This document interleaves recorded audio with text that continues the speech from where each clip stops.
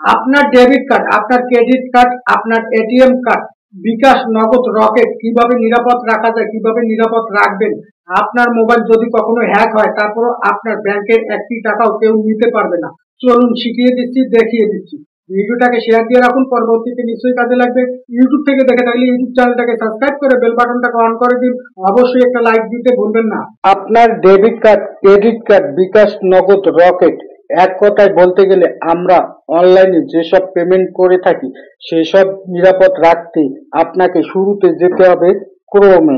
ক্রোমে আসার পর ডান দিকে থ্রি ডট পাবেন, এখান থেকে দেখতে পাবেন সিটিং, এখানে দেখতে পাবেন পেমেন্ট মেথড, এখানে ট্যাপ করুন। তারপর এই যে দেখতে পাচ্ছেন সেভ সিকিউরিটি কোড, এখানে আপনার অপশনটা অন করা থাকবে, এটাকে আপনি অফ করে দিবেন। অফ করে দিলে হবে কি, আপনি যখন অনলাইনে কোনো কিছু পেমেন্ট করবেন তখন কোনো ধরনের পাসওয়ার্ড আপনার মোবাইলে সেভ হবে না।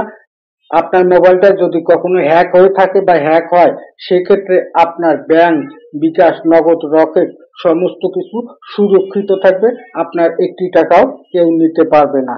আশা করি বুঝতে পেরেছেন। ভিডিওটাকে শেয়ার দিয়ে রাখুন, পরবর্তীতে নিশ্চয়ই কাজে লাগবে। ইউটিউব থেকে দেখে থাকলে ইউটিউব চ্যানেলটাকে সাবস্ক্রাইব করে বেল বাটনটাকে অন করে দিন।